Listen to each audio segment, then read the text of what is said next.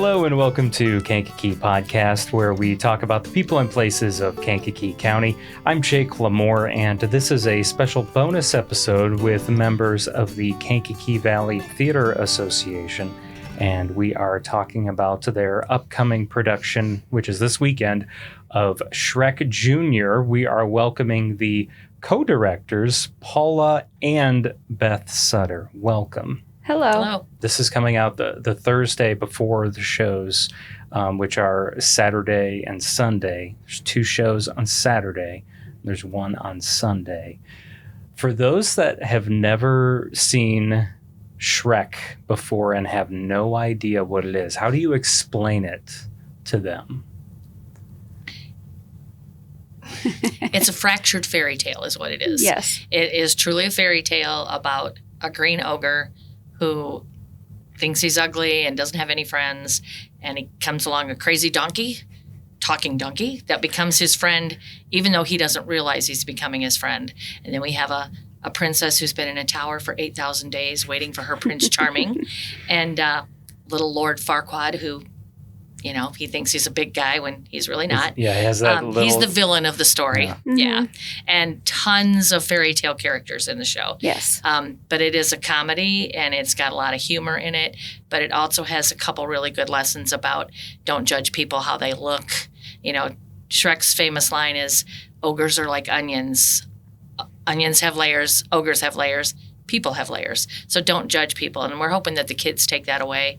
And just about making friends and, you know, helping each other out. It's going to be a great show. You've got kids from ages, what is it? It starts at 6 or 7?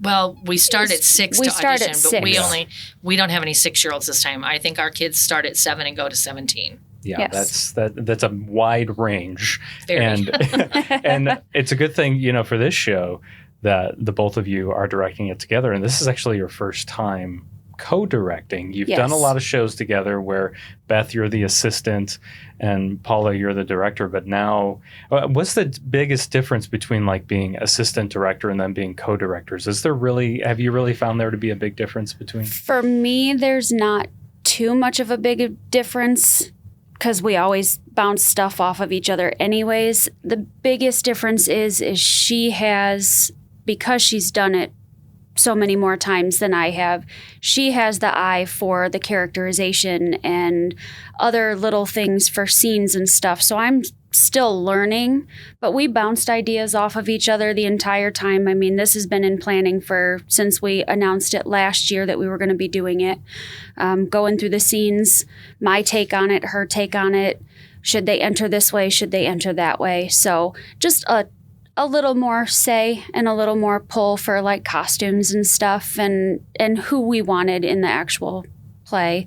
But it's not that much difference. Yeah.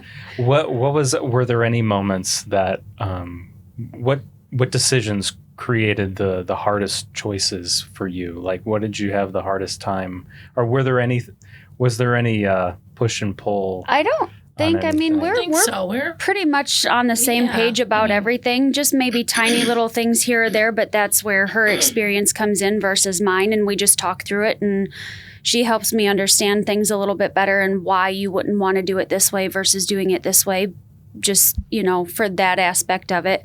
But and if we did have not a disagreement, but she wasn't sure about something I was suggesting, I said, well, let's try it and see. And if you don't like it, then we'll take it out. But everything we did, we kept in. But again, because more of experience, you know, for me. But she's been my assistant for so many shows that it really isn't a whole lot different. Right. Other than I had to stop to remind myself, I have to ask Beth that question because I can't just assume I can do it, you know. So that was probably my biggest struggle. But this is my 5th time I've co-directed. It's that way whenever you co-direct because you're so used to just doing it. Now you got to get another, you know, you have to go by the other person as well. You got to get the other person's approval. And for those that maybe have not listened to some of the previous episodes we've done with you, Paula, just to kind of give just a little bit of a recap, this is I forget what number of show for you 30 now. 32nd. Okay, I was going to say, I know it's in the 30s, but I'm losing track. You know, you've been a part of KVTA for several decades now. Your daughter, Beth, is grown up being surrounded by that. And so this is almost just, it's like home for both of you at this point, which brings some interesting perspectives, I'm sure, to when you do shows together. Right? It's been a big part of our life. Yes. And I'm actually taking a year off next year. I'm not directing. My husband's not building sets.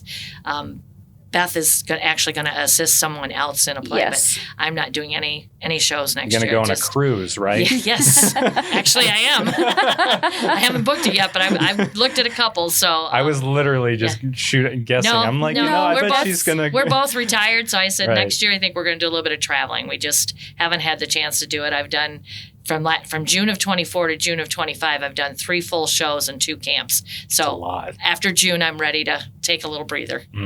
I bet you are. You need some R&R, so Yeah. good for you.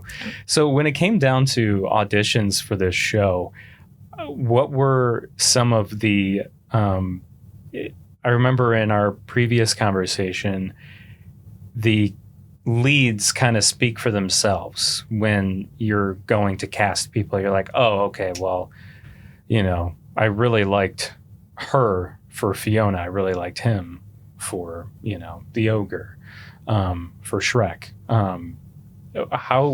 What are some of the challenges that come in when it comes to casting, or specifically for this show? The biggest challenge is the ensemble, always. Like you said, the leads usually fester themselves out by singing, dancing, characterization, and all of that. It's all the smaller parts that you're trying to fill, and what age range and most of the kids can do the ensemble parts. Yeah. They can blend in. But it's just that is the hardest part. This show did require some physicality for it.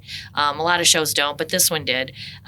Shrek obviously had to be a little bit bigger. Oh, right. Our Shrek is not big by any means. He's tall, but he's not broad. Mm-hmm. In fact, we had to pat him a little bit. But had to be a little bit older. Couldn't be a 10-year-old to be Shrek against a Fiona who's maybe 15 or 16. It'd be a big height difference there. So all of our leads are teenagers. So they have a little bit more experience. But that's probably the biggest challenge. Okay. And I do know one of your leads was actually, he played in Elf. Yep. Our donkey. Brady, right? Yep, Brady Persee. He was Buddy the Elf in Elf, and now he is our donkey. Wow. Talk about a... Yeah. Yep. Man, you go from, being, the completely... What's the word? I'm all the words are escaping me today. I guess oblivious, Elf, being the oblivious character that he is, Buddy, and then going to be, the smart aleck donkey. The smart aleck donkey. That's quite a range there. And when he did Elf, he was also doing his school play at the same time, and now he's doing Shrek and another school play at the same time. Yes. So this boy is learning 2 complete different scripts at the same time. I think their play is the end of March, so it's a couple weeks after ours. But yeah, he's just that good. I mean, he is. Does KVTA give awards? Because I feel like, that might be a little tricky. Some might get upset by that. But, having to, I don't know how common that is, but having to do it's not that common. No. Most kids either choose one or the other. Yeah. But he is hilarious. He was hilarious at Elf, and he's hilarious as the donkey. He's got very, very good comedic timing. So he's not on all 4s, is he? No. Okay. No. He has hooves, but no, he's standing. Yeah. So, what are some of the biggest differences for people that have never seen a stage version of Shrek versus, the movie? Because this is a musical, right? I mean, there's singing in this. What are some of the songs that are being sung? Big Bright Beautiful World, Freak Flag, those are the main ones that people would know. But they've cut a lot. Yes. When they do a junior version, they go from a movie to a Broadway play or vice versa. Broadway plays are usually 2 hours, and they cut it down to an hour. So they cut the junior versions down to an hour. Ours is running about an hour and 15, so that schools can come see it and stuff. So they chop the scenes up. It still works, but sometimes we had to maneuver a little bit of the transitions because I'm like, they didn't cut it and splice it in the right spots. Yeah, it didn't make a lot of sense the way they did it. So that's probably the biggest difference. And some of the famous lines that are in there. And you added some of those. We added a few things here and there just because they're expecting that, and so that's probably the biggest difference. I mean, it's still the same story. They're still going to recognize everything. It's just that they cut out some stuff. Okay. So I know you don't want to give everything away, but there has to be some of those, the Sutter glitter or sparkle or magic that's sprinkled on this show. What is some of that people can expect?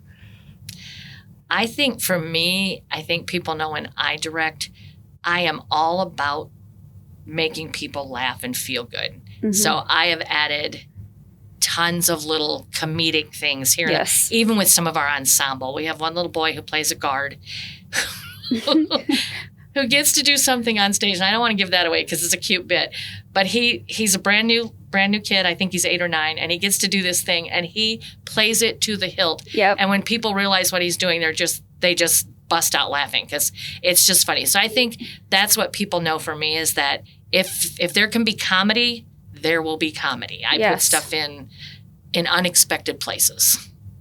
How about for you, Beth? What is something that you think that is considered a signature, or something that you're proud of that you've implemented in the show? Not necessarily the show itself, but just the camaraderie with the kids and stuff. I worked as a teacher's aide for 18 years, and not being in that field anymore, being backstage or in front of them and whatnot is a big thing for me, to be around them and just spread that and just our knowledge of stuff too. Kids get real into it. We have some that may not stay on stage for much longer because they're wanting to do lights or sound or whatever. So we try to foster that as well too. With our kids. Do you let kids be a part of the backstage crew? Not for a big show. Sometimes for our black box or camp, we allow kids to do a little bit of stuff. It just depends how old they are and what their level of experience is. Yes.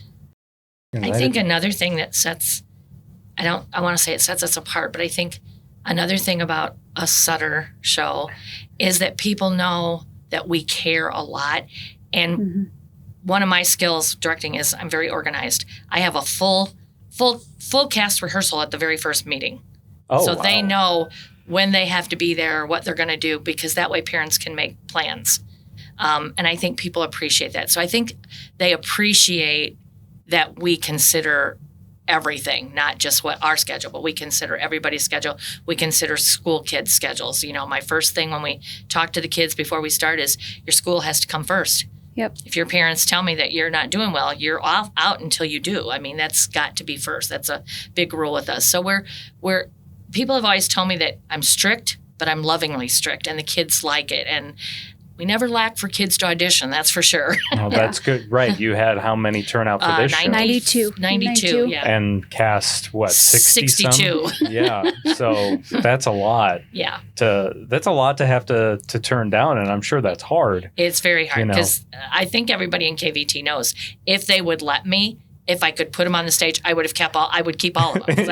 I hate telling kids, especially, I'm sorry you didn't get a part this time. Especially if they've been in one of your shows, they kind of think, oh, I'm maybe going to get in the show, and then they don't. Then they're like, why didn't I get in? So it's very hard to cut kids. Yeah. And I'm sure it's hard also not to play favorites too. Yes. Right? I mean, especially you got someone who's been in since they were, let's say, 7, and now they're 14. Just turn them down and say, no, sorry. Yeah. But kids always know, too, that I'm real big about a certain percentage of the cast has to be new. And some of the kids who've been in shows might not make it, to make room for new kids, to give them an experience. And it just has to be rotating, and your day will come. Sometimes, I always tell kids, sometimes you might get in one show and one show only and never get cast again. Sometimes you get cast the first time. Sometimes you don't get cast for 8 or 10 times. So you just have to keep trying. Yeah. It's easy to get discouraged, but it's a good thing to remind people to and keep we encourage them do your church musicals, do your school musicals, do wherever you have a chance. We're not the only place. Do it wherever you have the chance and hone that skill. So Right. A lot of people travel out of the area too for other theater groups and things like that. So And we have people from all over. I mean, we've got Iroquois County, we've got Kankakee, New Lennox. Piatone. So it's not just Kankakee. right, people travel to us Yes, too. people have we had traveled a girl to from us. Manhattan and Frankfurt audition. So yeah. Yeah, they come from far and wide. Mm-hmm. So, people can get tickets at kvta.org. The show is at LCC. Can they get tickets at the door? Yes. Or They they're can. usually... Okay. Yeah, they can. I would suggest our box office usually opens an hour before, so it'll open at 1 o'clock for the 2 o'clock performances and 6 o'clock for the 7 o'clock show. But there are tickets available. Saturday night probably has the most tickets available, but there are tickets both for Saturday afternoon and Sunday afternoon. Okay. Is there anything else you want to add about the show? No, or anything just- KVT related? Just that people think because it's a kid's show, it's just a youth show. I'm not going to go see that, and they really should because there are some very, very talented kids in this show. So, no, KVT's we're just plugging along. As soon as we move out on Sunday the 16th, and Matilda moves in at LCC on the 17th. Right. So that'll finish our season off with that show. So Right, that's showing in April. Yes. Pretty much a month from now. yeah, April 13th and 14th, I think, or something like that. Yeah. Yeah. So yeah, Yep. And then starting back up in September. Yep. Our first show in September is Urinetown in the Black Box. Then the kids are doing My Son Pinocchio at LCC. Then first weekend in December is Christmas Schooner at the Black Box. February is Clue in the Black Box. March is Footloose Jr. for the kids. And April is Big Fish. Okay. I'm excited about we those. have- There's it's a some good season. shows. Yeah, Good season next year. A lot of shows we've never done. The 3 big shows the 4 adult shows we've never done. Yeah. I don't think we've done either one of the kids shows either. So it's a completely new season for us. That's exciting. Yeah. And hopefully bring some new people out Yes. too. So we're looking forward to it. Awesome. Well, yeah, kvta.org to get those tickets and go see Shrek Jr. if you can. If you're listening to this before the weekend, or maybe you're able to catch some of those other shows. Paula and Beth Sutter, this is a pleasure as always. Thank you for coming Thank you. back. Well, thank you for having us. to re-record this. And We appreciate it. yeah, break a leg this weekend. All as right. Thank they you. say.